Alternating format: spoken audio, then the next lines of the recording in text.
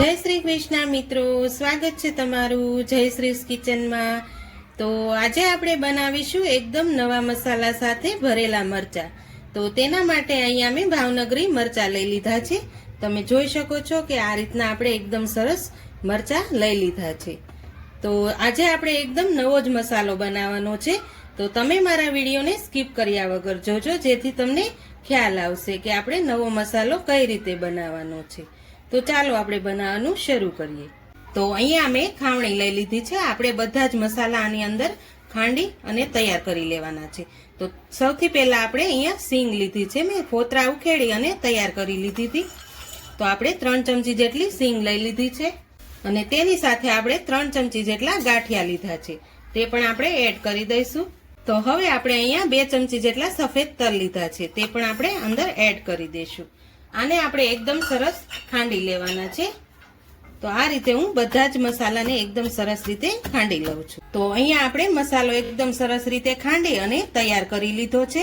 આ રીતનો મેં થોડોક અધકચરો રાખ્યો છે, જેથી આપણને ખાવામાં ખૂબ સરસ એવો સ્વાદ આવશે। હવે તેમાં આપણે બધા જ મસાલા એડ કરી દઈશું। તો તેમાં આપણે 1 ચમચી જેટલું ધાણા જીરું પાવડર એડ કરીશું, અડધી ચમચી જેટલો હળદર પાવડર, પ્રમાણે આપણે નમક એડ કરી દેશું, 1 ચપટી જેટલી આપણે હિંગ એડ કરીશું અને અહીંયા આપણે 1 ચમચી આદુ મરચાં અને લસણની પેસ્ટ લીધી છે, તે પણ એડ કરી દેશું। તમે જો લસણ ન ખાતા હોય તો સ્કીપ પણ કરી શકો છો।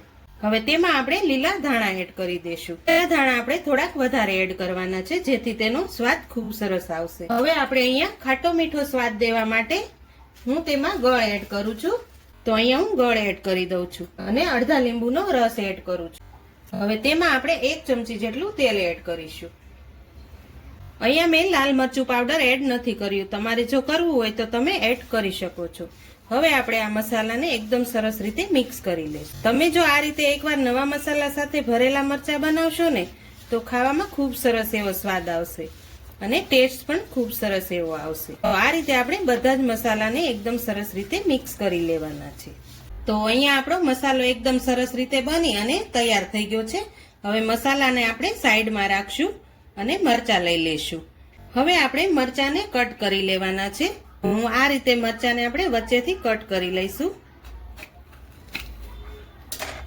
આ રીતે કટ કરી અને તેમાં જે નસ કે બિયા હશે તે આપણે બધા જ કાઢી લઈશું। તો આ રીતે આપણે એકદમ અંદરથી સરસ ચોખ્ખા કરી લઈશું। તો હવે આપણે આ રીતે બધા જ મરચાનું કટિંગ કરી અને બિયા કાઢી લેવાના છે।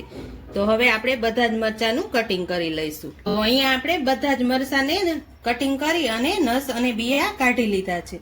હવે આપણે તેમાં મસાલો ભરી લઈશું। તો આ રીતે આપણે મસાલો ભરવાનો છે।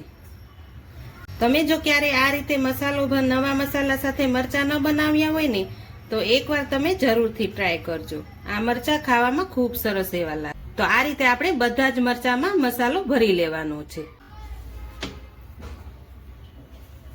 તો અહીંયા આપણે બધા જ મરચાને મસાલો ભરી અને તૈયાર કરી લીધા છે।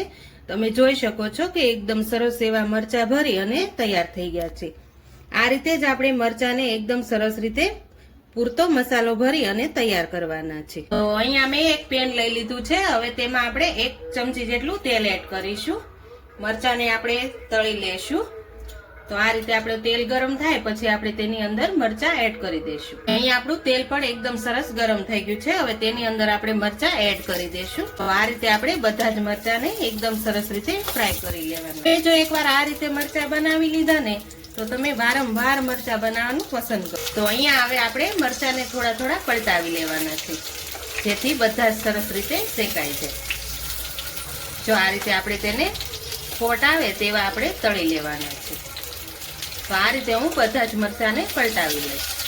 તો અહીંયા આપણા મરચા એકદમ સરસ રીતે સતળાઈ ગયા છે। હવે તેમાં આપણે થોડોક મસાલો વધ્યો છે, તે થોડોક આપણે ઉપરથી એડ કરી દઈશું આ રીતે।